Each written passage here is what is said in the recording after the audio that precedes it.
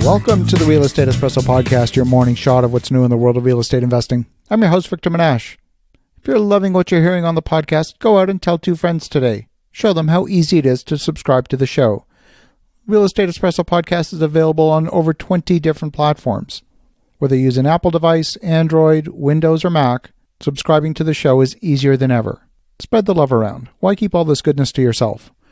On today's show, we're talking about value engineering your finished product. It's hard to believe that a tiny bit of software makes it possible to save a bunch of money in the communications infrastructure for your projects. Today's property has so many connections to the utilities.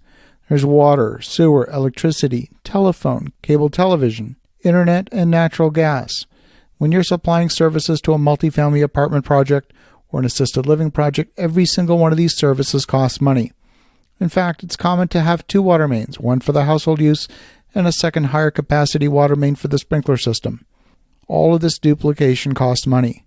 And these days, a modern building will be pre-wired with cable for telephone, for internet. It might even be pre-wired for the security system and for surveillance security cameras. Well, we just recently went through an exercise with our general contractor where he missed a critical item in the scope of work. Now, the contractor agreed to absorb the cost of the error, but nevertheless, it became clear that the designers had specified a lot of wiring in the buildings. We decided to undertake a significant cost reduction in the wiring of the project in order to save money. This wasn't just for our benefit, but also for the benefit of the contractor. The real question is whether we would experience any loss of capability or quality by undertaking this cost reduction.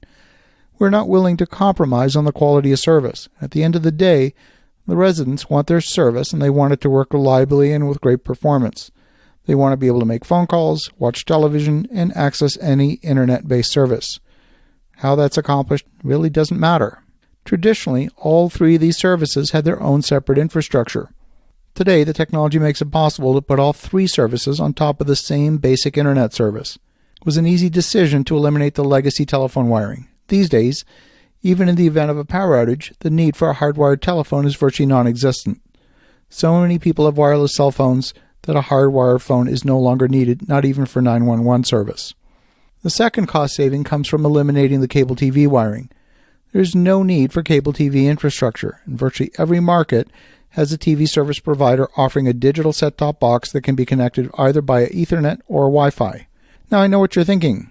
A wired connection is going to be a better connection than a wireless connection. Wi-Fi connections are notorious for being prone to interference. Wireless technology, though, has changed dramatically in the past decade. The older legacy Wi-Fi technology used the 2.4 GHz unlicensed spectrum. That region of the airwaves is unlicensed and you can literally have all kinds of interference showing up in that radio band. You can have garage door openers, microwave ovens, cordless telephones, and yes, lots of other Wi-Fi access points. If you're in a dense urban environment like New York City, it's common to see the radio signal of at least 40 to 50 different wireless networks. All of that interference can make for a very unreliable connection.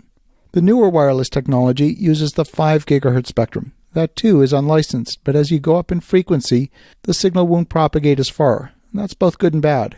It's good because you're going to experience less interference from neighboring base stations, but it's bad because your own radio signal won't go as far. You're going to be required to install multiple wireless access points in order to get decent wireless coverage within your desired coverage area. As an example, we've designed the system that's going to use 5 access points to provide coverage for a single 9,000 square foot home.